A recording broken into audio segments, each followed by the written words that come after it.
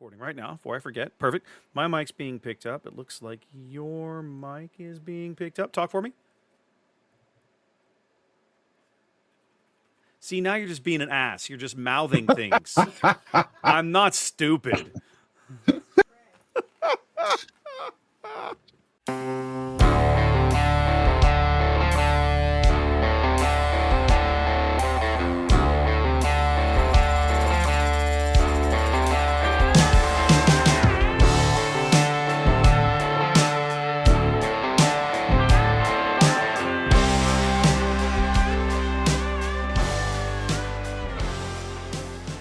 All right, welcome in, ladies and gentlemen, boys and girls, gamers of all ages. It's episode 31 of the On the Button podcast.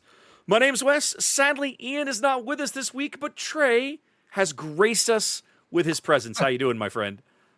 I'm okay. I'm super excited because now we could just sit to talk smack about Ian the entire time. He's not here. He won't hear it. It's just you and me sitting around chatting, and we can talk. We could just have a good old-fashioned bitch fest about how bad Ian is. When have we ever shied away from talking smack about Ian with him sitting right here in the room? Like, okay. that's never happened in my knowledge. So, I mean... That's true. Yeah, no, it's just a thing.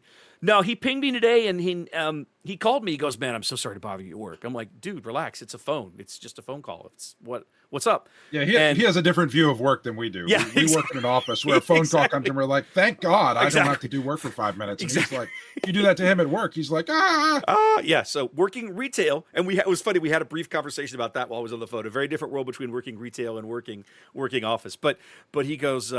He goes, "Yeah, man, all this crap has come up at the office or at work, right?" He goes, I can't record tonight." I was like, "It's cool, man. You know, like, look, life happens." He felt really bad. I was like, "Dude, relax. Life happens. It's no big deal."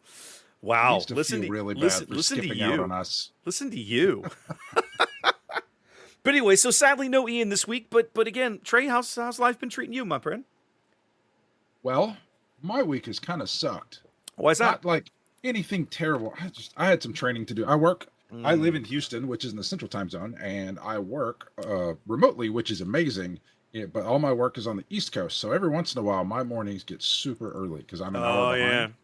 And I was in training all week, and I do not do mornings well. I need to sleep until, like, me getting up by 9 is like a big deal. Yeah. And so me having to be bright and smiley and shiny at 8 a.m. all week it's just been a miserable week for me.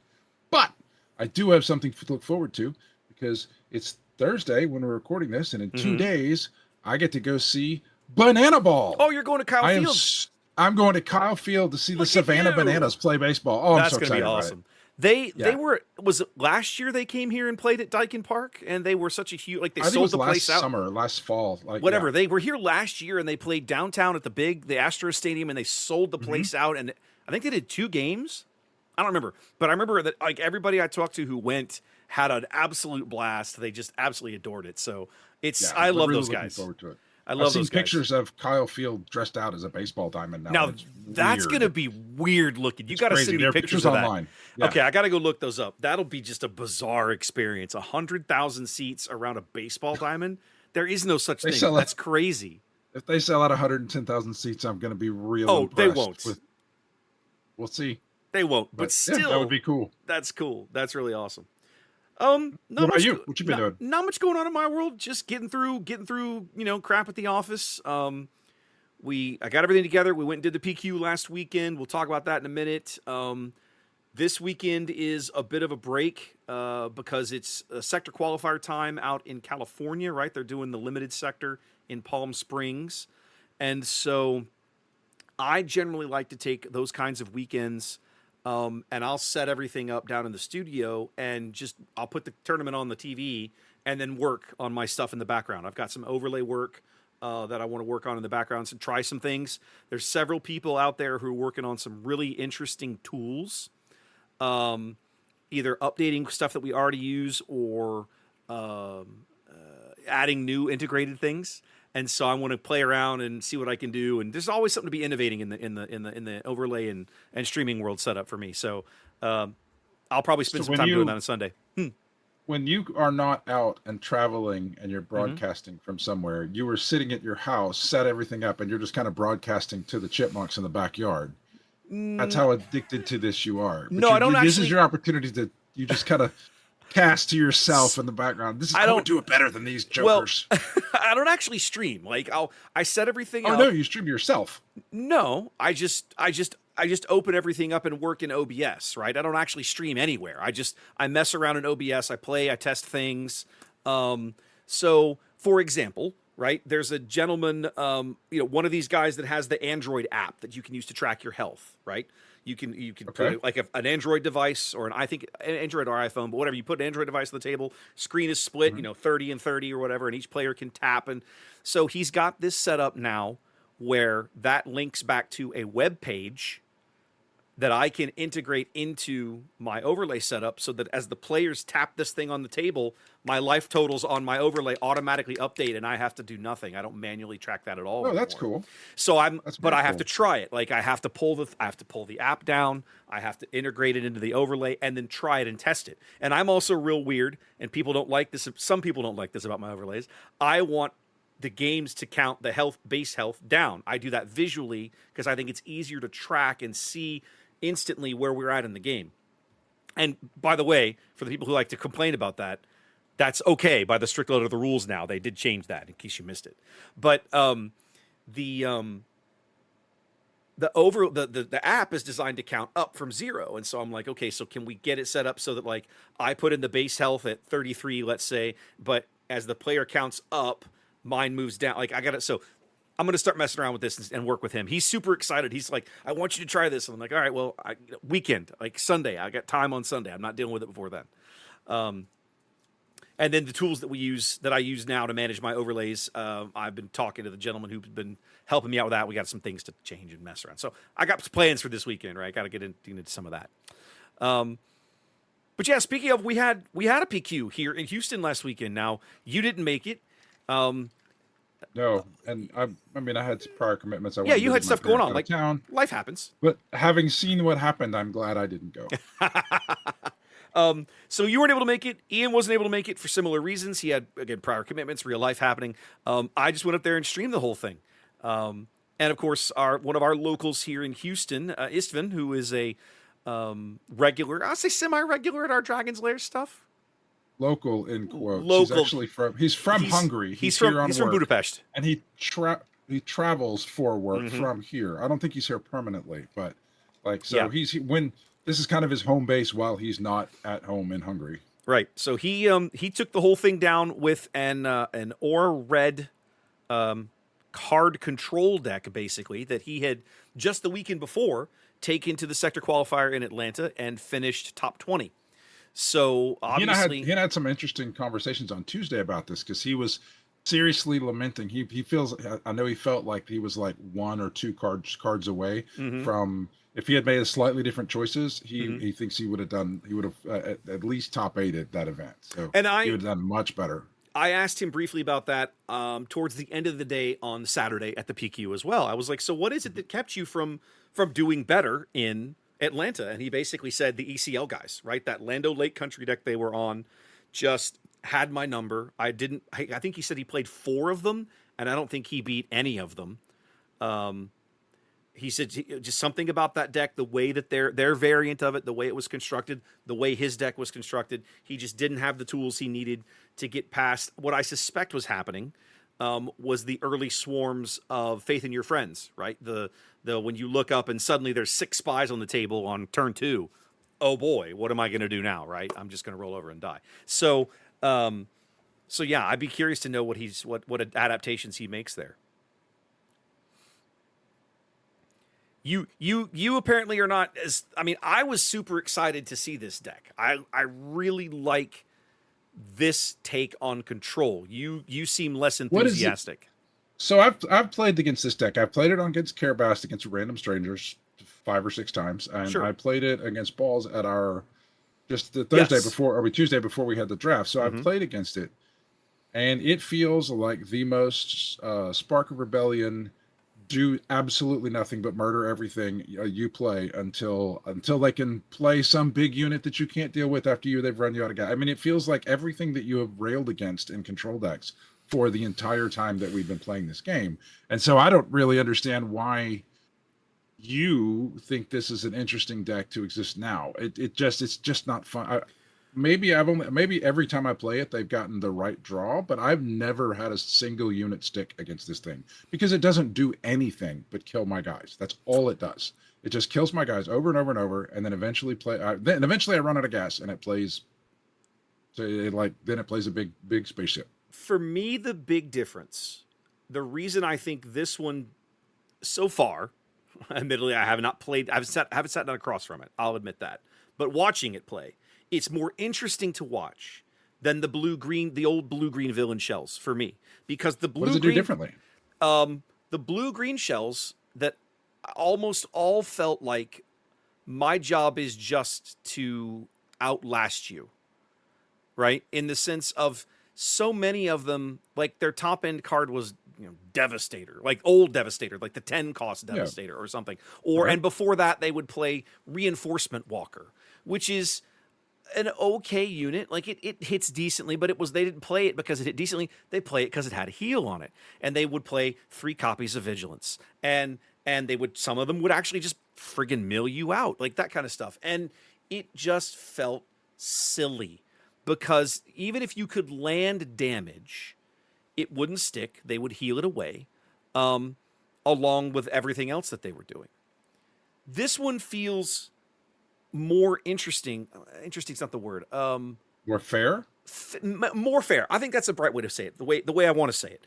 Because when you land damage against it, it tends to stick. He has 3 copies of Lost and Forgotten. That's the only healing he has. Admittedly, sometimes just 3 or 4 all over the course of a game is a big deal.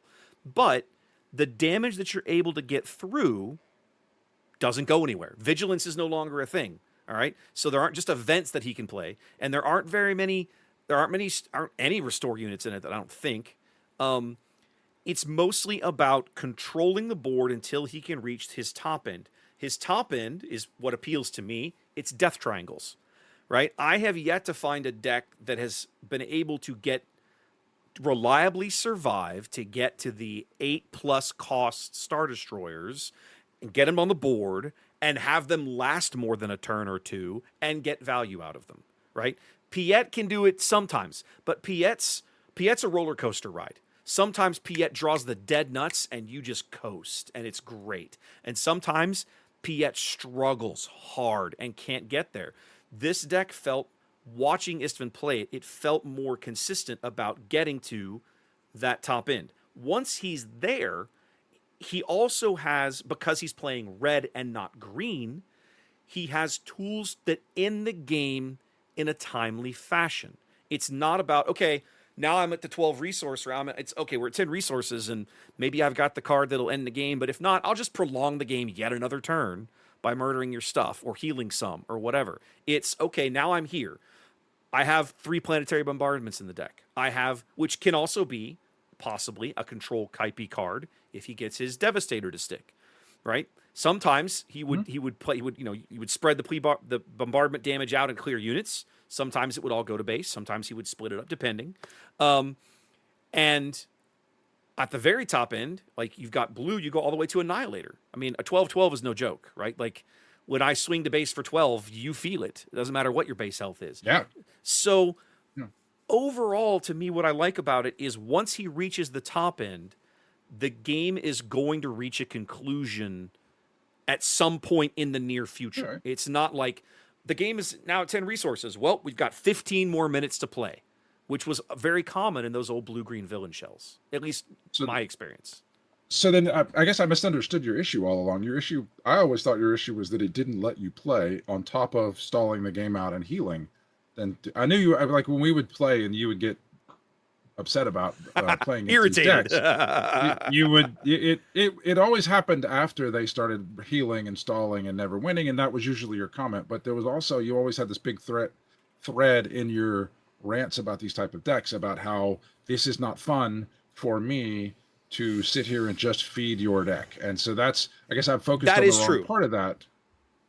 Yeah, because that's the thing that, like, I don't get mad at people for playing. If we're testing for competitive, or if it is in a competitive event, I don't get mad at people playing it. If I played in a competitive event, I would probably have to play that deck because I think it's the best deck right now.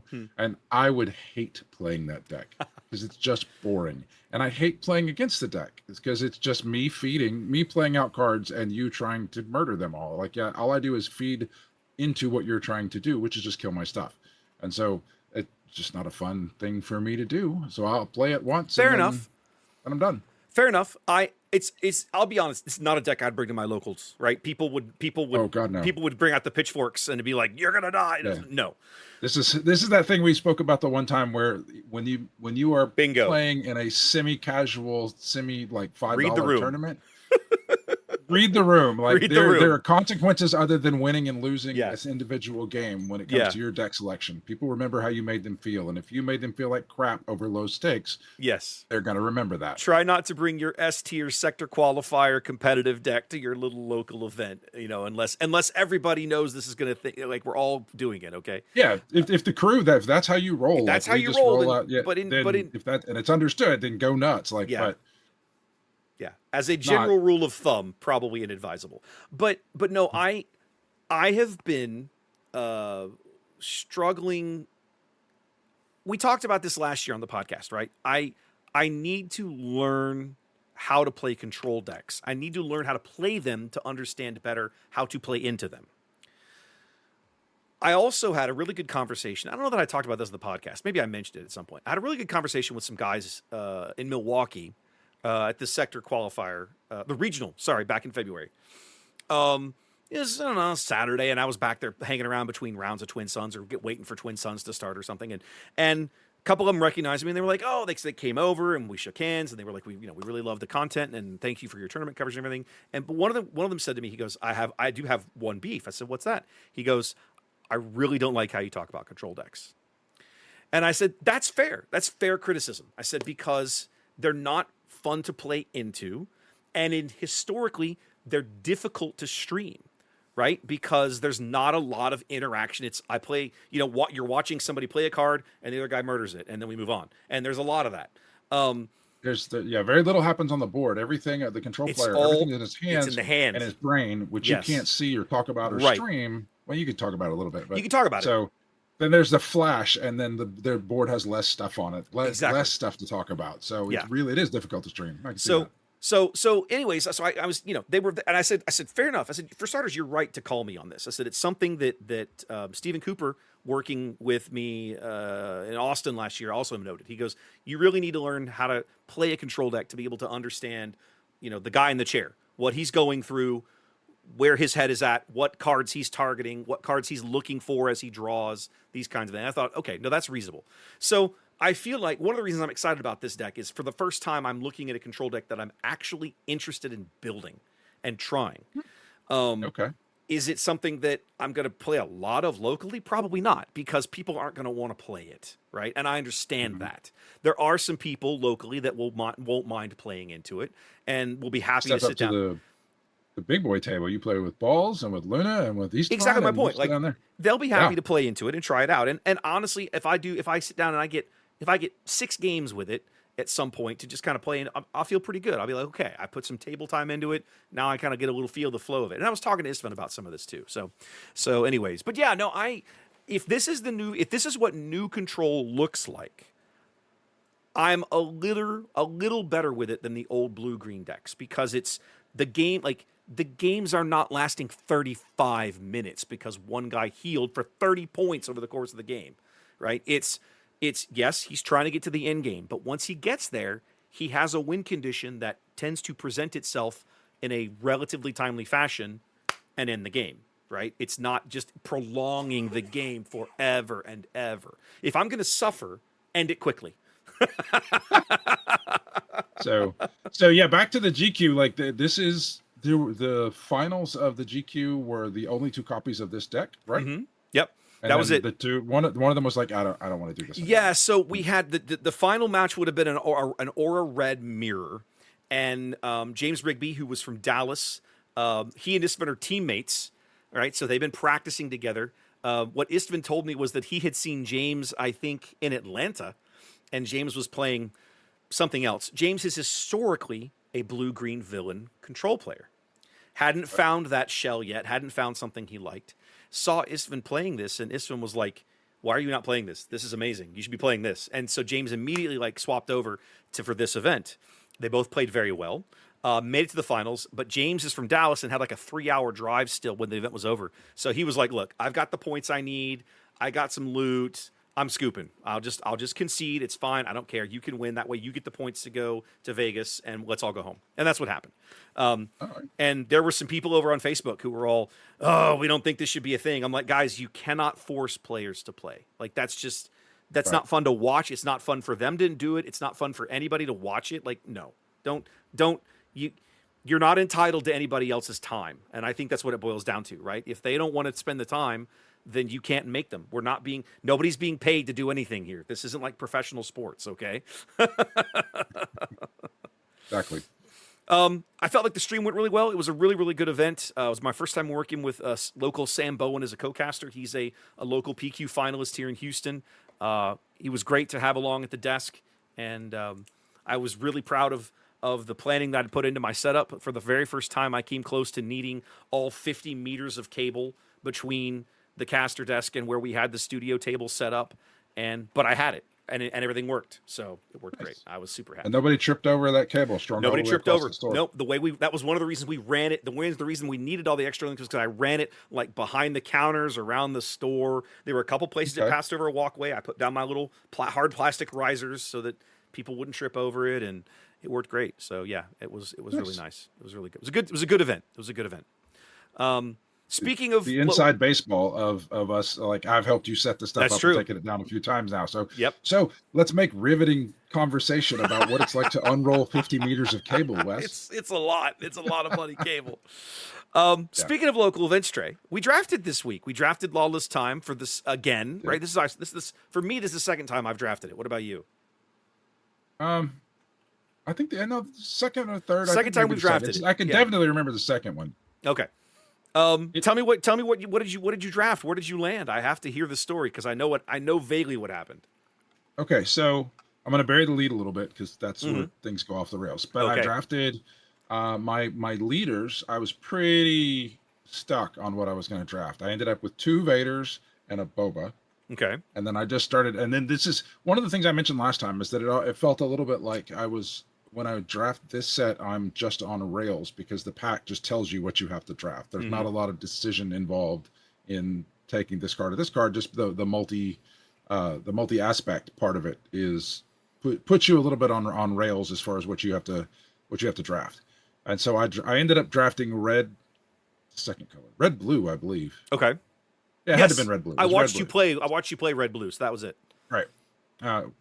No, that was the cheaty deck that I just grabbed all my blue cards. No, my bad. So yeah, the cards that started flowing were the red black, which is interesting because when we drafted the first time and we talked about it on the podcast, nobody took red black. Yes, and so I was able to get. I mean, I thought I had a fantastic deck. I ended up going 2-1. Okay, with a Vader deck. It was a good deck. It was fun. I played a lot of cards. It was every one of those moments where like you just, the way that I always phrase this is that when you live on the far ends of the bell curve of probabilities, and so, random things happen all the time. Most things happen within its 2 standard deviation. That's why it's called a 2 standard deviation of whatever it is that fits a bell curve. This is my nerd math.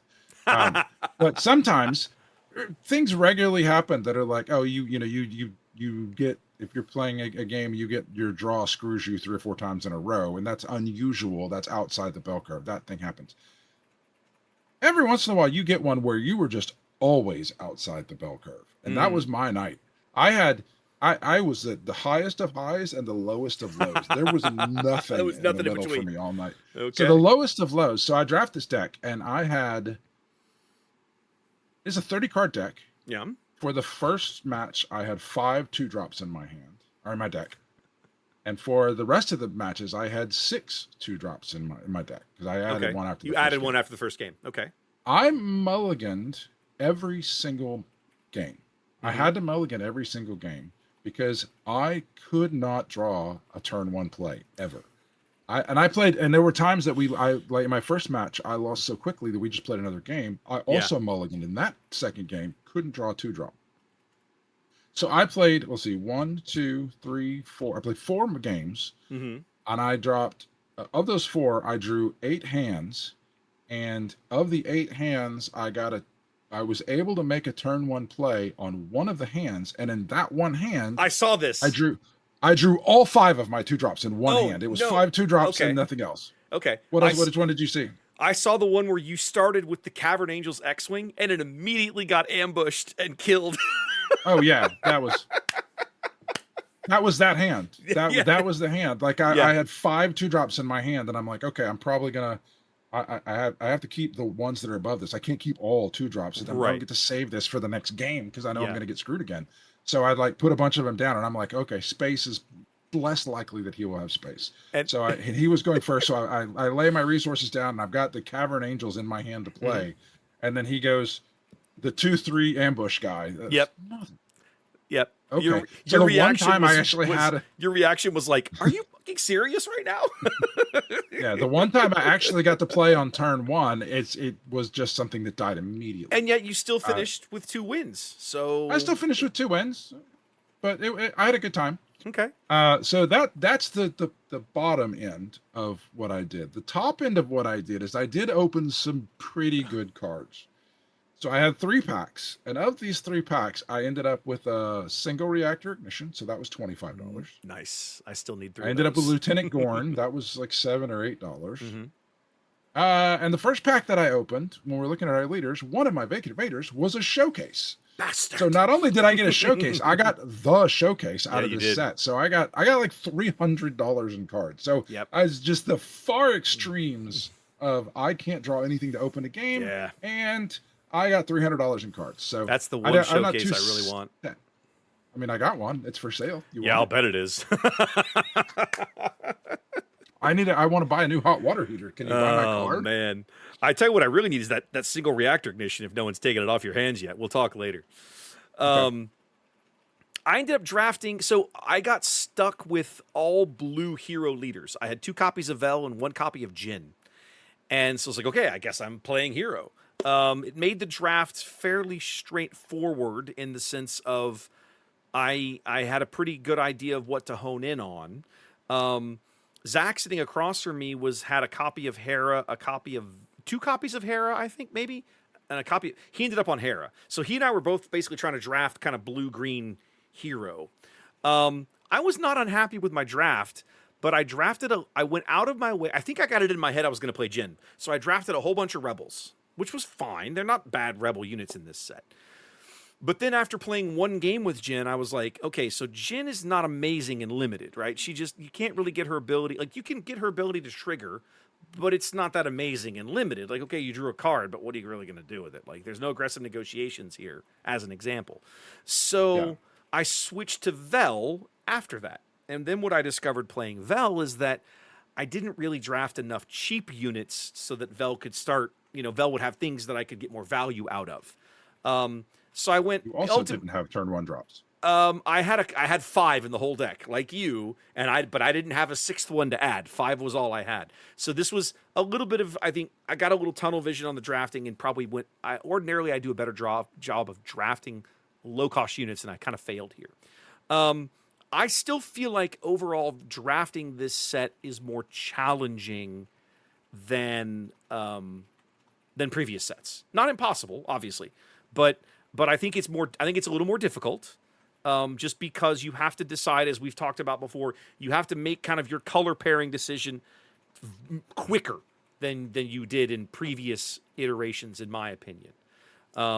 To me, that makes it easier because, like, you get what you get. It's kind of like sealed. Like you're just going to see cards, and the ones that fit you have to take, and the ones there's not a lot of decision making involved in it. Right, which I think is part of the reason that I'm slowly downgrading my opinion of draft in this set. Not that it's a bad experience like Twilight was, for example, but the cards play amazing. Like the cards games are great. So much fun. No, once you get the cards to the table, that's not an issue. But the actual drafting process itself, as you've pointed out, is not as enjoyable as other sets, let's say. I would still say I will always encourage. We mentioned earlier there's a sector qualifier this weekend for limited out in California. If you're going to that, if you're going to play at a limited PQ, get in the practice, right? Get in the practice of drafting this set. Have an idea of the cards you want to be targeting on certain leaders, those kinds of things. I think talking to what? Are you talking to anybody? me? Anybody? I'm just talking to the Ian's audience. not here. I'm talking to the audience, Trey. Yeah, Trey. We have People an actually audience? people listen. Yeah, people listen to the podcast. Okay. Yeah, afraid so. Sorry. Just giving everybody advice that if you're going to a limited PQ or whatever, make the effort, get in a little practice, and do your homework, because I think it will benefit you. I think the difference of doing it versus not doing it is significantly more noticeable in this set than with, say, like Secrets of Power. What's the next event we got? Trey, May is tomorrow. Tomorrow is 1 May, and that means that we are basically right at about a week away from your Twin Suns stuff. Your Twin Suns Hold on. decks are coming. What? You said tomorrow is the 1st of May. Yeah. And it means, and then my brain goes to this completely, which I don't want to talk. It's a family, tries to be a family-friendly podcast. Okay, I'm glad, because I got hear nothing. about the first. If you want to know what came to my mind with the 1st of May, you need to go look up that song by Jonathan Colton. Okay. So Jonathan Colton, 1st of May. That's what you said. That perfect. Came to my head. I'll have to look that up later, because I like Colton, but I don't know this song. So, but tomorrow's 1 May, which means that next week is the official release of the Twin Suns stuff. I don't know if you've been poking around on YouTube. Several of the other content creators in the space have been gifted some of these decks. They've made some videos on them. They've made a little bit of gameplay. So what do we have to do to warrant getting some of this stuff? I don't know. I don't know what to tell you, man. I don't know. But maybe now that Ian's gone, we'll pop up the radar. He can stop ruining her. Tell me about your event, because I don't know what this is, and I know you're doing it, but I don't know what it is. So I love Twin Suns. I'm excited to promote it. I do these. If this is mostly for people in the Houston area who want to learn play Twin Suns or already play Twin Suns. Basically, I got ordered. I have a source, and I ordered a bunch of these Twin Suns stuff, and we're just going to show up and play all day on the 9th. It's going to start. I don't have an exact start. I haven't published all the details yet. I published a little of them. It's going to start around noon. I can support up to 12 players. I'm going to have decks to buy. The cool thing about mine, I've spoken before on here about the alternate art, the promo leaders that I like to make, that I list things. I have been killing myself because it is a whole lot of art and a whole lot of work, but I have finally got all of them done. I have got every one of these. I've got every leader from all 4 of these decks done, and the vision. I always have this vision when I want to create something like this. So my vision was to create diptychs, which are pictures that are split in half. Yeah. So every leader, both sides is a piece of a diptych for the other one of those leaders. So that's kind of cool. Asajj and Dooku go together, and on the front and the back, and then that's nice. And they're kind of done in different ways. They're not all. I stumbled on a new idea of how I wanted to do this. So for Anakin and Padme, and I've done this with some of the other ones too. This is just me discussing my artistic process. I thought it was a lot of fun. I have one image for the leaders, and it's the 2 of them, Anakin standing in front defending with a lightsaber, and he's crouched down and she's shooting over his shoulder. And that it's kind of that pose. But the way that I did it, it's the same piece of art on both of them. But whatever the character, for Anakin, he's the only one in focus, and everything else is blurred out. And then for her, she's in focus, and everything else is blurred out. So I think it looks really cool. That'll look cool. So that is one of. So when I have this event, anybody that comes and plays and gets one of these, whatever deck you end up playing, I'm going to give you a pair of these to have. So cool. If it's something that you enjoy and want to have a cool version of them, then you will get that. And mostly it's just to put together and get these out into the public's hands and get people playing Twin Suns and run a fun event. I haven't run an event at my house in a while, so that's what I'm going to do. Cool. Plan on being there all day. I'm realizing now that I'm not going to be able to attend, unfortunately, but definitely, hopefully you can fill that up. Which of these are you which of the 4 decks are you most excited? This is the one I know I want to play. You're ready. Give it to me now. I haven't perused the lists enough. I'm looking Okay. at the leader abilities. Sure. And I the obvious one is Asajj, not Asajj. The obvious one is Maul and Savage Okay. Oppress. That's just the straight power one.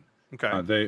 I like the interaction between Anakin and Padme. The way that you play, it wants you to play multiple units, and then it makes them, it gives them shields and lets them attack, and it doesn't cost resources to do that. That's my favorite thing about that is they just tap to do that. You play 2 units and then they do their thing. They do things. And I like how well, I think those leaders are really well designed, because the way it works is Anakin, her Padme is follow me or something like that, and her subtitle, and Anakin's is protect her at all costs. Yeah. So that's what he wants to do. So everything about Anakin is about giving her a shield. Yeah. Like over and over and over, which I think is really neat. And the way that they super thematic. Anakin protecting her is really thematic. The one that I am most excited about playing, however, is Dooku. Yeah. I assume they're going to go together, like the decks are going to go together, but I really like the idea of the way that the political shenanigans that Dooku plays. That seems like a lot of fun to me to pass out. And I'm not looking at the cards, but I want to say he heals himself and someone else. I believe that's correct. He hands out, you choose another player, you both heal one off your base, and you each create a battle droid token, is how I think it works. Yes, that is exactly it. Yep. Yeah. So that looks like a lot of fun. And then he flips, and he's a giant dude, and he restores 2 and makes his own battle droids. So like that part of it, like being able to help other people, because helping them helps me, like that. I love playing like that. Yeah. Well, what I like about that is that, one of the reasons that I play Iden in the Twin Suns deck that I've just kind of built for myself for messing around is I find that she's really good about just ignoring the blast token, right? I can just, over the course of the game, the first 3-4 rounds, if you don't pull the blast token, that'll add up 4 or 5 damage, and it's like getting hit on your base again. Iden can basically, as long as players on the board are interacting with each other, she can just sort of ignore the blast. She can just I don't ever have to take the blast token. I'll do something else, right? So I like that about her. She's kind of fun. Have you seen the prizing that they announced for the Galactic Championships this week? They did a stream on Wednesday. Have you seen any of that, Trey? No, I haven't seen any of that. I think I saw something about a promo version of a promo with Grogu as a leader, but I could be wrong. Okay, so we'll talk about that in a minute, because that's a separate thing. Okay, see, this is what I don't watch this. That's stuff. okay. But I feel like this ties to Twin Suns. You seem super excited about this. I'm teeing you up for this because it does tie into Twin Suns. So last year on the prize wall at Galactics, they had the promo. They had the showcase versions of the Vader and Luke that came in the first set, the first starter decks that didn't have showcases any other way. Well, this year on the prize wall, they're going to have 8 showcases for the Twin Suns leaders that are coming out now, because they won't have showcases any other way. So showcase versions of all of those leaders are going to be available on the prize wall at Galactics, which is really cool.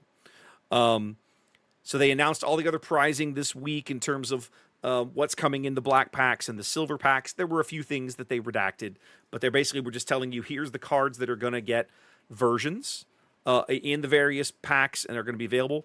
On the prize wall, they're also finally going to offer non-foiled cards.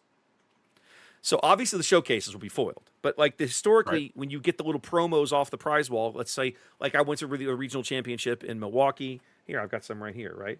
I went, and you go up to the prize wall and you pick up your copy of Shatterpoint, right? But this is a foil.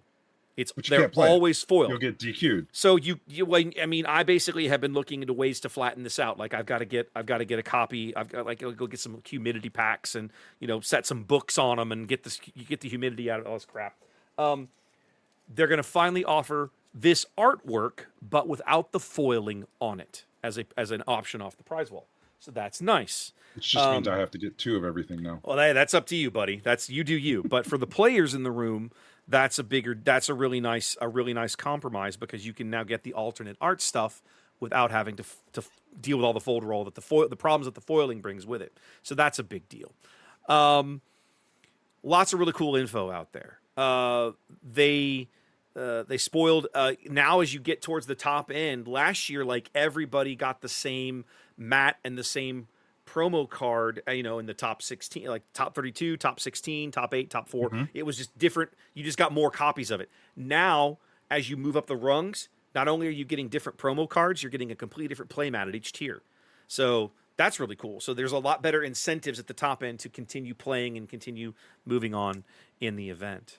Definitely go check that out. I'll put a link in the show notes for you to go check out all that stuff for folks that are interested or might be attending the GC. Now, to go back to your earlier thing about the Grogu leader. About, 10, 12 days ago, whenever it was after we recorded our last episode, they did spoil an announcement came out of AMC theaters here in the United States. This is a promo they're only doing with AMC, that if you go see the new movie, the Mandalorian Grogu movie, right, that's coming out later in May, if you go see it in an AMC theater, I don't even think you have to buy tickets in advance. Maybe you do. I don't know. Again, I'll find the link for this and put it up because they did some announcement stuff on the website. You get a 2-card promo pack. One of them is the Grogu leader out of the next set, spoiled now. Is it out of the set? It's out of the set. No, it's a alternate art version of the leader that's being printed in the next set. He's like yellow hero, I think. And then the other one that they have is their card in the pack is a red neutral card. It's the Razor Crest, and it's also again an alternate art version of a card that's printed in the next set. So they said that it is in the next set. I'm almost positive. Okay. Yeah. These aren't just it's not the only way you can get these. This is just alt art, promo for the movie things. Yes. So I'll put links to all that in the show notes if those things interest you. Definitely check those out. I'm not sure about this movie yet. I'll have to go see. I haven't even finished watching. I haven't. Super excited. I have not even seen season 3 of The Mandalorian. I got about 2 episodes in and was like, "Ugh, what is happening to this show?" So I never finished it. I guess I need to finish season 3. Okay. It's a big old fun roller coaster of Western. It's just it's so much fun. I love the first. This is season. One of the only things I can watch with my family. Okay, they're not Andor fans. They're not big enough Star Wars fans of the drama to watch something like Andor. That's a shame. But Andor's so good. It is fantastic, but it's fantastic if you're a Star Wars fan. It's just another show like that. If you're not a Star Wars fan, and if you're a Star Wars fan, you're like so excited that Andor exists in the Star Wars universe. It's this is amazing. But there are 50 shows like that they're not in the Star Wars universe. So my family doesn't really care about that. Okay. But the fun of the adventure, Western, Grogu, the Mandalorian, riding around, cute baby Yoda, that's fun. Okay, I can watch that. All right. Well, Trey, we're about 6 weeks into this set now. We're 4 weeks into the PQ season. We're halfway through things, right? There's only PQs running up basically through the end of May. There might be a couple that leaked into early June, but June is essentially a dead month now for events. They've cut it off so they can let all the point totals settle, so they can get all the invites out to Galactics in July. So with all that said, we've seen kind of the popular stuff in the meta, right? Lando Lake Country's got staked out his claim. Boba Lake Country has staked out a claim. All of this. There was something else I was looking at. What was the other one on the meta list here that I was looking at? It was Tobias is still up there, right? With Yellow Vader, Mama Talzin. When you sit down, getting away from the meta stuff, what has piqued your interest? Like when you sit down and start thinking, I want to build something different. I want to build something that's not being played. What's drawing your eye? Where are you thinking, and what have you been kind of trying to cook up in the lab behind the scenes? So I like to start with just interesting card interactions, and then see if I can exploit those to do something that makes out to a full deck. A lot of times I'll find some interesting interaction, and there's just not enough support for it, and so you're playing some other deck that might be able to do it sometimes, and then I get bored with that and run away. The one that I'm looking at right now is I've at the very beginning of the set, Jason at Dragon Slayer, which has some other name now that I'm never going to call it, he played a Jabba deck against me that I thought was I won, but I thought it was really cool and really fun. And so Jabba's a neat mechanic. I've been noodling around on it, and I feel like the underlying vibe, the strong vibe of that deck is to play to basically skip your turn 1 to play a 4 on turn 2.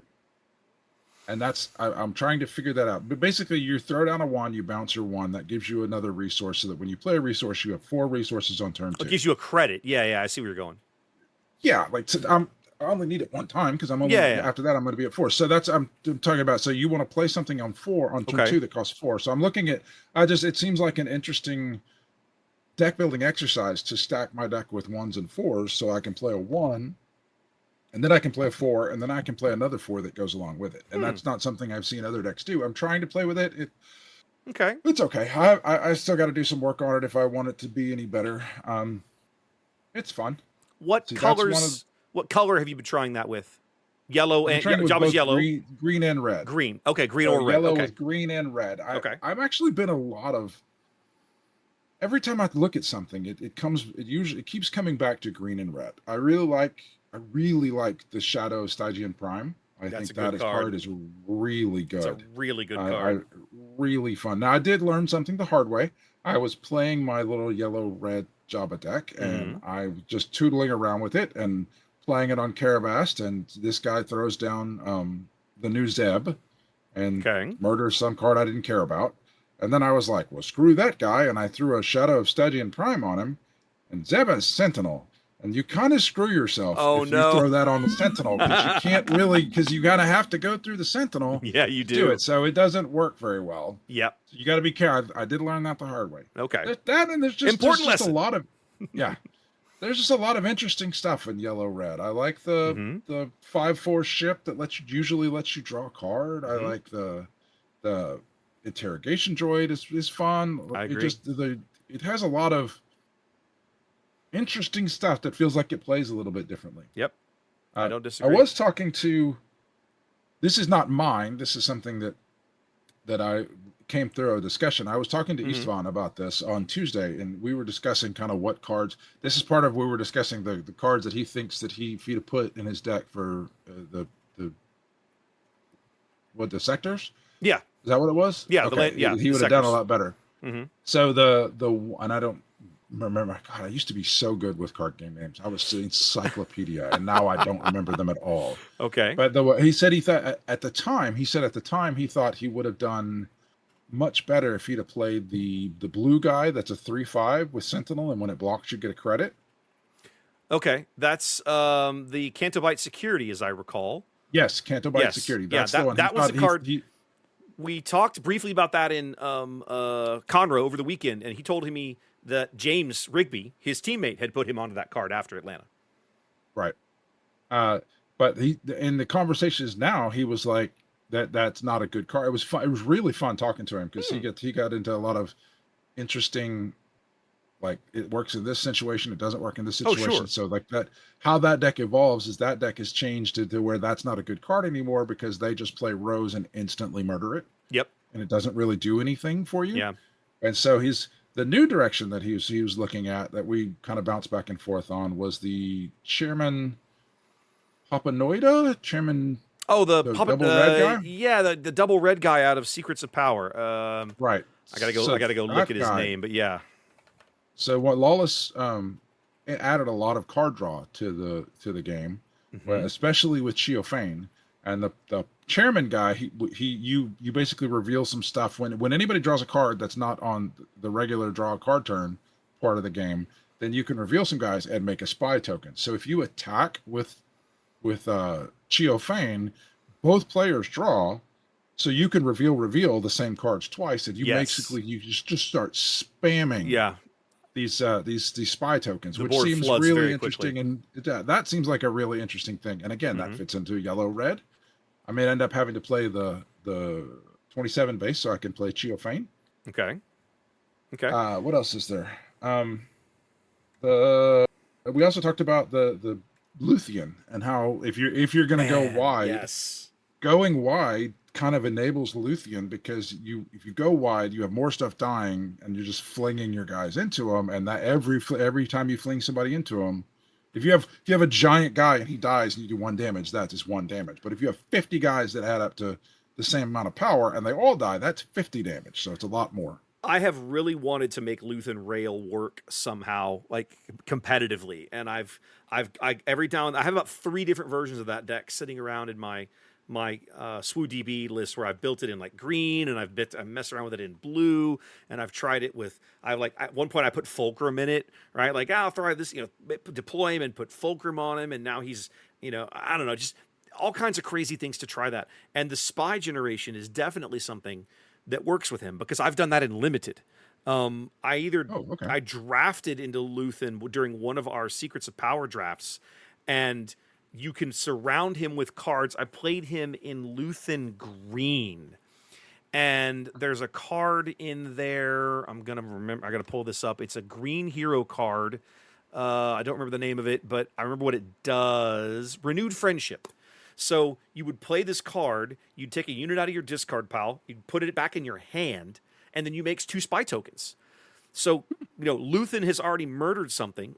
He's gotten it dead. He's gotten some value out of it dying. Then you grab it back, and then you make spy tokens that you then continue to throw into your opponent and do Luthen shenanigans. So, there was some really cool little cycling mechanics with that. See, that's the kind of stuff that gets me super excited. I don't even.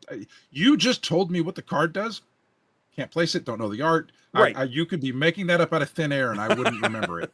And I'm excited about trying to find out how to play that card because I want to whip that card out in person or in Carabas or someone, having someone go, what does that do? What does that do? And then beat them with it. That's my favorite. Yeah. The card is called Renewed Friendship, by the way, out of Secrets of Power. So it's that interaction, that mechanic of Luthen kind of rewarding you, not even rewarding you, just giving you a bonus for having for attacking into your opponent's board, causing chaos, ram stuff into each other, right?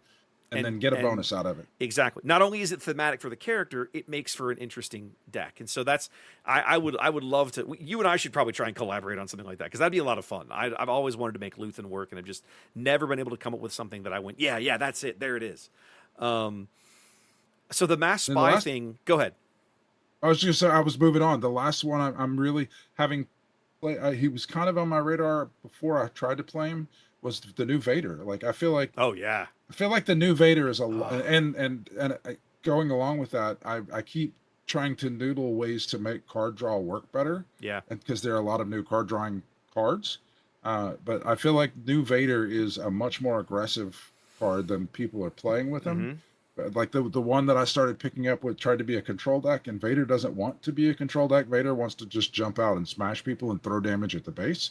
And so I'm just trying that stuff out. I kind of that's another one that's ticking in the old back burner. Yeah, to try to figure out what to do with Vader. What I like about Vader is the way he messes. He can catch your opponents off guard with the way the math works. I watched you in that game the other night on Tuesday night, right? Because you flipped him out on 7 resources. You had 1 card in your hand. You attacked. Your opponent had 15 health left on his base. You attacked with Vader, and at that moment, if he doesn't claim, he loses. But because they haven't stopped to run the math, they don't realize it. Because now they've got 9 HP remaining on their base, and if you are allowed to claim, all you have to do is attack him with Vader, dump your hand, and he hits for 9, and you're done. Right. Don't resource, pitch your hand. Don't resource, pitch your hand, and he wins. He's always got that one-shot aggressive negotiation, and aggressive negotiation is just a double, 2 times with him. So yeah, it just feels exciting. Yeah. So his front side is kind of dumb, and I never want to use it, but there are times that I watched you use it, right, in that game. So there were definitely times you were getting some value out of it. But I agree. I think his front side, I think the reason people shy away from him is his front side is very situational, very conditional. Mm-hmm. There's times that you're going to use it, times that you're going to have that's a rock, and you're going to be happy to, get value out of it. But that's the exception, not the rule. So yeah, I agree with you. And then Salvage Blaster is another one that I found. I thought that was really cool. Salvage Blaster. Another great card with Vader. I would love to spend some time on. Again, with old Vader rotating out, new Vader. I want to try and cook something. And again, I've got a couple of decks sketched together in SWODB that I've never really been happy with, so I've never even put them together. Pulled the cards together. The mass spy thing you talked about with the Chairman Papanoida and Cheofane, I've seen people mess around with that on Carabas. Again, I've never tried it myself. It's a shame that you could probably never fit that into a Sly Moore shell because she would love that, right? That she'd just feast in there. But I don't think it would ever work. I really want to look at New Krennic. I need to spend some time looking at him, right? It feels like right now, all of the focus on credit token making in the game is on the hero side. And there are only two, well, I guess we have three villain leaders that make tokens, right? You have Baby Boba, you have Krennic, and then you have Jabba. Jabba, I think, definitely has some interesting mechanics, especially because his flip side, with the quality of the underworld units he has access to, giving those guys ambush is a big deal. Like, there's some really good cards in that list that you can ambush in. But Krennic is the one that I keep looking at going, man, I'd love to find a way to make this guy work, right? And I think he's spectacular as somebody to build around for Twin Suns. I've focused on Krennic as a Twin Suns guy because that's where you get a little more. You don't get more time to durdle, but you get more left alone. You have more opportunity to be left alone to spend your 6 turns doing something crazy at the end of that 6th turn. Right. So I don't know where I'm going to go with that one. I need to stop and think about it and try and pull it together and see what I can cook up. But I definitely want to spend some time and kind of lean into Krennic because I think, again, I like the character. I like the leader. I think he's interesting. He's different. Not even just different. Like, even his flip side stats are different, right? Like, generally a seven flip leader historically is in that, 6'8", 6, something like that. Like, Vader's a 6'8", Rey out of set 5 is a 6'8". He's a 4'9", so he's got a huge butt. Like, 9 HP is no joke, and 4 is a decent hit. So I look at that like, okay, you've got some things going on here. And then in his flip side, I'm trying to remember what his flip side text is because it's not even about making credits anymore. One of your guys gets to just punch somebody on the other side of the face. Right. When he flips, somebody on your side of the board just, smacks somebody for damage based on their HP. So that could also be really fun. Anyway, so that's one I want to try and cook with. I also think I've seen some people mess around with Enfys as well. That's another one that I kind of look at like, man, is there something here? I don't know. I feel like she's a little more challenging to use, but I still like the idea of doubling up the on attack abilities. I really think that's got some legs to it because there's so many really good units and good cards in the game, like good cards that add an on attack ability. You play an event like Hot Shot Maneuver that adds an on attack ability or something like that, or Stay on Target that adds an on attack ability, and then now I can double it up. Like, that would be really fun. So, but I haven't sat down to really mess with those. I think one of my sticking points, and this may be something other people struggle with, is I get real dismissive if I don't get to use the thing over and over. Reasonable. And I feel like Enfys is one of those that you only need to use her like once, and then you have such crazy value out of her. Possibly. Like, just getting to that's what, like, they're a bunch of leaders that you really only need to use once or twice. You don't need to use it every single turn. Mm-hmm. You just use it spot here and there, and then it's plenty powerful just to give you an advantage in the game just by using those. And I'm just poor. Like, I look at it and I go, well, I can't do that immediately. I don't want to play that card. Yeah. I still kind of also want to look at, I had such fun playing Cassian at the limited event in Milwaukee. I still would love to try to cook up something with him in Premiere, but I'm not sure where to go with it. So I need to spend a little time looking at it. I want to like the idea. I really enjoyed playing him in blue. And when they printed in this set, right, they gave us that Chirrut and Baze unit. I thought, ooh. I still don't even know what those do. I look at them after I've been collecting these cards, flipping past them in my binder, and I don't even know what they do. What do they do? Chirrut is an 8/6 Saboteur that when he attacks, you can heal 4 damage off of another unit. And Baze is a 6/8 Sentinel that, I gotta remember his game text. He has something else that he does when he takes damage. Hold on a minute, I gotta look it up. Chirrut heals 4 when he attacks. Baze, I've scrolled past it because I'm bad at this. Here we go. Baze is when 1 or more damage is healed from this unit, you can then deal that much damage to a different unit. So if you can get them both on the board, right, and then Chirrut is allowed to swing in, and Baze has got damage on him, he can heal the damage off Baze, and then Baze can hand that damage off to somebody else. Like, it's a silly combo. I just love that they slot right into that deck, and it's super thematic because it's all Rogue One shenanigans. So I was like, I got to try this out. And then, of course, on top of that, you've got Cassian on the board. Maybe Chirrut's able to heal Cassian, right? Because Cassian will stack damage on him as long as you hold initiative. Maybe they claim the token, and Chirrut's able to swing in and pull damage back off of Cassian. Like, I don't know. I want to try it. It's probably crap, but I still want to try it because I like Cassian. I think he's interesting.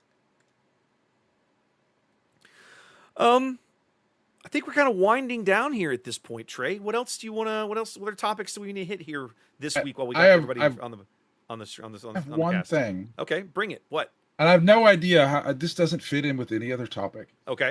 I do a lot of collecting. I've been acquiring a lot of cards. I've been putting them in my binders. I love just sitting here and flipping the pages and this is the card I need to get, and then I'll get it, and then I like put it in the sleeve and it goes in the binder. Mm-hmm. It's just this just feels good to do it all. Yeah. And I was reminded of something today that is messing with me as I try to collect play sets of everything in hyperspace. In Twilight, I don't know if it's in Shadows too, but I know in Twilight there are a number of reprints that are reprinted as specials that do not have hyperspace versions. They do not. That's correct. So I have these binders that are just chock full of all hyperspace, and only hyperspace, with these holes that I can't fill. Nope. And it's infuriating. Yeah, because you'd have to put a hyperspace in there from the set, the original, like the one out of the original set or whatever that had a hyperspace version, but the reprints don't. But then don't, it's not the card from the set, so that's not the set. I agree with you. I'm just saying. So then I got to put a non-hyperspace in there, but I don't want to put a non-hyperspace in there because they're ugly. That's definitely kind of awkward. You're not wrong. I hear what you're saying. The good news is that they've quit doing that, right? That'll only ever be an artifact of the first year of the game, because now when you buy these spotlight decks where they've got reprints in them, they're still the card number, the set number, everything at the bottom still lists the original set. So that's nice. Yes. Okay. Yeah. So if you go buy a deck, like the Han deck had some stuff in it from a different set or whatever, or one of the recent decks that I bought had stuff like that, but it's all tagged like it's from the previous set. So yeah, makes it easy. Cool. But that's it. That's all I got, man. I'm out of steam. I'm with you. I'm with you. Here to interrupt us. We can interrupt each other. Nope, that works. As always, guys, appreciate you tuning in. Thanks for listening. If you have feedback, our mailbag at onthebutton.xyz address still works. And then Trey, what should we use for this week? Just do Ian. Ian? No, Ian. That'll actually go to Ian. I think. Yeah. I think that actually goes to his inbox. I think I actually set that one up to go to Ian. I'm pretty sure you did. Why don't we do? I don't know. Rip Ian. How about Control Sucks? Okay, sure. Control Sucks. Control Sucks at onthebutton.xyz. Yeah, I'm sure I'll get some hate mail for that one. That's fine. I can live with it. I can live with some hate mail. Yeah, there you go. And as always, guys, just appreciate you tuning in on whatever format you follow, whether that's YouTube, Apple, whatever. Make sure and please throw us a like, subscribe, a rating, whatever it is. The beauty of good rating. Don't give us bad ratings. I mean, I'll take a mediocre one, honestly, if that's what you think we earned. I'd like to think that we earned the better one, the better rating, but I will not pretend that I'm inside your head and can share your thoughts. So yeah, we are at least mediocre plus. I want to believe we're on at least the high end of mediocre. Like I feel pretty good about that. That's I don't feel like we're right there, huh? That's just hubris right there. We're on the high end of mediocre. I refuse to believe that we're the worst Star Wars Unlimited podcast on the internet, Trey. I just don't believe that. I don't believe that. So I don't believe we deserve the 1 star. I feel like we deserve at least 3. And if you're feeling particularly generous, 4 is satisfactory. Now, if you have run out of stars to give, 3 we understand. Yeah. I'm with you there. All right, guys. Listen, y'all take care. Have a great one. Good luck at your various PQs and competitive events, and we'll see you here back in a couple of weeks. Take care.